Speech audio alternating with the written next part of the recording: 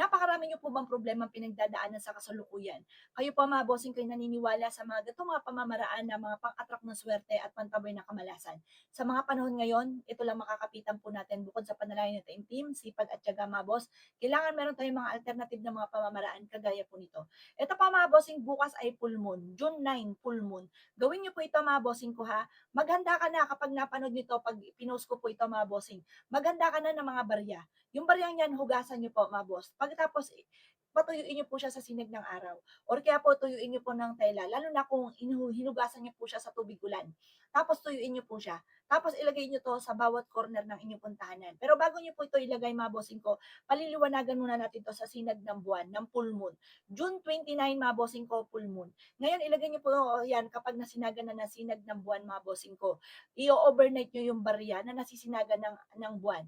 Kung safe po sa lugar ninyo, halimbawa sa terrace, wala namang aakyat ng iba, ilagay niyo po doon na naliliwanagan ng buwan. Pero kung hindi naman safe, buksan niyo lang po yung mga bossing ko yung bintana, tapos yung kung nasaan yung buwan, naliliwanagan po siya.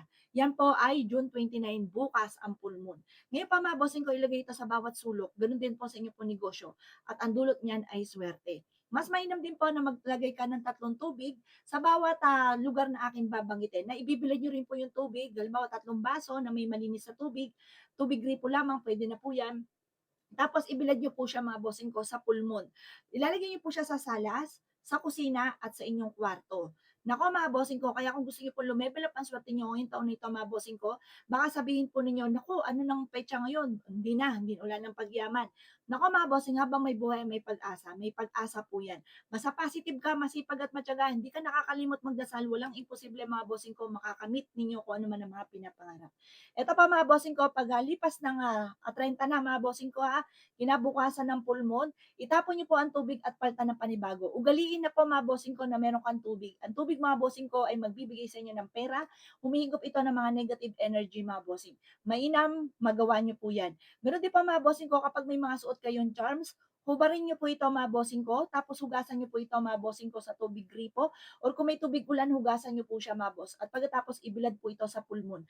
Pagkatapos i-overnight natin niya, kinaumagahan, hawakan niyo po yung lucky charms tapos mag-wish. Halimbawa, binalad niyo po ito mga bossing ko, lucky charms na ito, hawakan niyo po siyang ganyan tapos mag-wish ka mula sa puso. Sabihin niyo po dito, makakamit ko na lahat ng aking mga pinapangarap, kailanman hindi na ako mamumblema sa pera, siksik liglig at umapot, napakaraming blessing ang darating sa akin. Ganun ang pag-wish na walang gamit na sana, direct to the point. Yaman ako at magiging matagumpay.